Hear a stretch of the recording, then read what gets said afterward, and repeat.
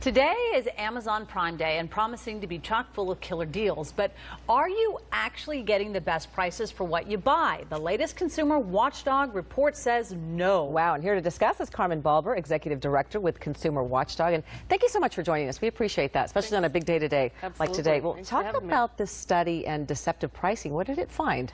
Well, consumers who are online shopping probably today, because it's Amazon Prime Day and they're promising epic deals, will see a list price or a was price, and then in red they'll see they're saving 25% or 50% off that former price. Well, people assume that that is a price that Amazon or some other retailer is actually charging for that item and they're getting a deal. What our study found is that frequently that was price never was. So just arbitrarily picked there. Yeah, and talk about the reference pricing, because I just talked to you about it during the break. I found a pair of pants that were $50 on a different website, but I didn't have my credit card, so I thought, oh, I have my Amazon account. I actually stayed on the phone to call Amazon to see if they did a price check. You know, they wouldn't honor that price. So are we really getting the deals that we want to get? That's the big question. And the moral of this study that we found is really buyer beware. Amazon is not always the cheapest price, and even if they do happen to be the cheapest price online, the sale you think you're getting, the discount you think you're getting, which incentivizes people to buy because, oh, I might miss that deal, Prime Day is going to be gone tomorrow, may be fictional. So we found 4 out of 10 times that sale price we were getting was completely fictional. It had never been charged before. Uh-oh. Well, it's certainly convenient to shop on Amazon, and we're not going to stop, obviously. But how do you make sure you get the best deals then? What do you do going forward?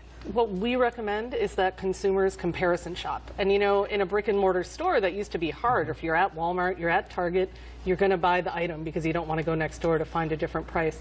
Online, it's far easier for consumers to comparison shop. So if you find an item you want on Amazon, you think it's a good deal, go to a comparison site. We used nexttag.com for our study. There are many others. Consumers can just search for them to see if someone else has a better deal. Well, you know, this is sort of off point, but if you're shopping online, do you shop at Amazon or do you go to other places? I do shop at Amazon, and you know, we've just started doing these studies. We did a prior one a few months back, and this is really just showing that they're continuing the practice.